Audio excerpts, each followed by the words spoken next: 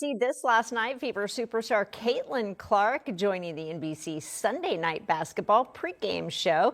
She was a special contributor for last night's Lakers-Knicks game. You can see her here alongside Pacers legend Reggie Miller. She is back on NBC March 29th when the Knicks play the Thunder. Caitlin Clark just dropped her NBC Basketball Night in America debut, and the internet is going absolutely crazy. She didn't just show up and give standard commentary. She brought real insight, breaking down plays and calling out details that have people asking, is she better at broadcasting than some analysts who've been doing this for decades? The reaction is unreal. Can Caitlin Clark truly become a top-tier broadcaster while still dominating on the court? Or is this just hype because she's insanely popular? Our special correspondent. Welcome to the team, Caitlin Clark. Yes. First time in the MSG for a Knicks game, so it's pretty cool. I know, it's our first Knicks game, first time feeling the atmosphere. We got to get you to play on this court one day. We have to talk to Adam about that. Can we make it mellow? Honestly, if there's someone Even if it's a preseason game, we got to get it done. I don't think the Liberty will want to move a game over here, but we'll play anybody. It'll be fun. Yeah. How could you describe maybe the atmosphere your first time in it?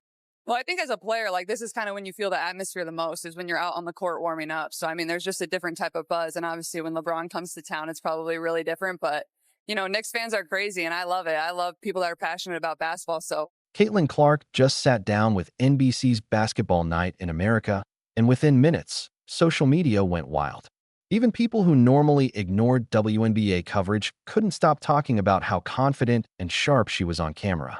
Analysts were praising her for handling the discussion like a seasoned pro, while casual fans were impressed at how she broke down league issues without sounding like a corporate spokesperson.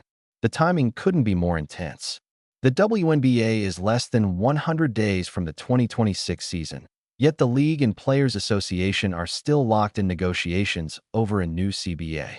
There's no expansion draft for Portland or Toronto, free agency hasn't started, and the draft set for April 13th is in limbo. NBC threw Caitlin into the middle of this chaos, but it turned out to be pure brilliance because she navigated it flawlessly and completely owned her debut. In May, you can catch the brightest stars in the game. Caitlin Clark going toe-to-toe with the biggest women's basketball stars on the biggest stage. And guess what, guys? We are less than 100 days away from the start of the 2026 season, but the WNBA and the Players Association are still negotiating a new collective bargaining agreement with the latest meeting actually scheduled for tomorrow. You can take a look at last year's off-season calendar. The league's already behind schedule. No expansion draft yet for the two new franchises in Portland and Toronto. And ahead of last season, the Golden State Valkyries expansion draft, you can see it. It took place in December of 2026, and they're scheduled to tip off May 8th. Caitlin, I'm just curious because you said that this moment right now is one of the biggest moments the WNBA has ever seen. Looking forward into the future, what would you like to see happen as you come to a negotiation? Well, honestly, I don't think it's just a big moment for the WNBA. I think all of women's sports, I think this is one of the biggest moments we've ever had. So, you know, I feel very confident that we're going to get something done. And that's because we're in this moment because of the product we put on the floor. So we need to be able to continue to do that. And I know everybody's working really hard. There's a meeting tomorrow that's super important. And I truly do believe we're going to get something done here in the next couple of weeks. But like you said, I mean, there's a lot of boxes that we still need to check. We've added two new teams. I mean, there's going to be more players than ever. And then we have to get into free agency, then have a normal draft as well. So there's a lot of things left to do, but I really do feel confident that both sides are going to reach a deal here too. When asked about the CBA negotiations, Caitlin didn't give some generic, "I'm sure it'll work out" answer. She said, "This is one of the biggest moments, not just for the WNBA, but for all of women's sports." She acknowledged the importance of the ongoing meetings and expressed confidence that a deal will be reached in the coming weeks. Then she went further, outlining everything that still needs to happen: 2 new teams, more players than ever, free agency, and the draft. That's not reading from talking points. That's someone who actually understands the business side of basketball and can explain it clearly. Most active players would stumble through this question or just defer to. The league and union are working hard. Caitlin, on the other hand, delivered a complete, thoughtful answer that showed she sees the bigger picture. The ironic part? She's doing this on national television, professionally discussing the league's future, while some WNBA veterans are outside waving inflatable rats in protest. One approach builds credibility and expands your audience. The other?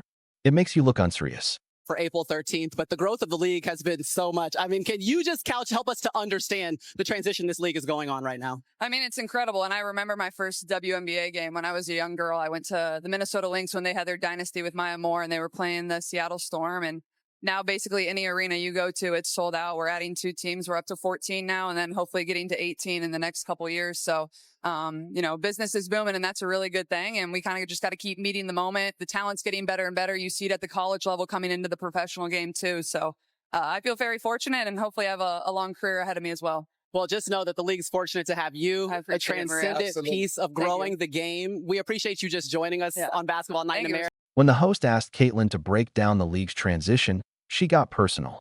She shared a memory of her first WNBA game as a kid, watching the Minnesota Lynx dynasty with Maya Moore take on the Seattle Storm. Then she tied it to the present, sold-out arenas, expansion from 14 to potentially 18 teams in the coming years. That's storytelling done right.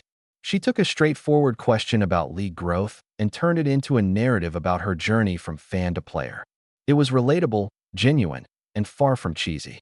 Then she dropped this line, "Business is booming, and that's a really good thing, and we kind of just got to keep meeting the moment."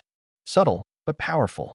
She acknowledged the league's success while implicitly recognizing her own role in it.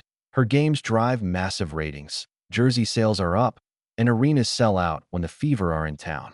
Yet she frames it as part of the bigger picture: rising talent, college-to-pro pipeline, and overall growth. The host called her a transcendent piece of growing the game, and she responded humbly, "I feel very fortunate and hopefully have a long career ahead of me as well," staying grounded while signaling that she's here for the long haul. But this debut matters far beyond just she looked good on TV. NBC put her on prime real estate alongside NBA legends, analyzing professional basketball at the highest level. Not some token midnight WNBA segment. This was the flagship show, and she nailed it on her first try. That opens doors. NBC will want her back, other networks will notice, and she's building a broadcasting career while still playing professionally. A rare feat most athletes wait until retirement to enter media. Caitlin is doing both at the same time. The usiness implications are massive. Having her on NBA broadcasts exposes WNBA content to casual fans who might never tune in otherwise. NBA viewers watching Lakers versus Knicks are now hearing her break down CBA negotiations. That's cross-promotion money can't buy. Some critics might argue active players shouldn't broadcast because it's a distraction or a conflict of interest. That's nonsense. Her media presence raises her profile and the league's profile. The only people who might complain are the same veterans who resent her rise. The contrast is stark. Caitlin builds mainstream credibility while others protest with inflatable rats and unrealistic salary demands. The contrast is stark. Caitlin builds mainstream credibility while others protest with inflatable rats and unrealistic salary demands. One approach strengthens the game. The other makes you look unserious. And let's talk about presence. She looked completely natural on camera. No stiffness, no awkwardness, no discomfort. She handled herself like a pro with authority, poise, and confidence. Hit that like button, subscribe, and drop your predictions for her media career in the comments below. Caitlin Clark isn't just playing basketball. She's shaping the future of how the game is seen.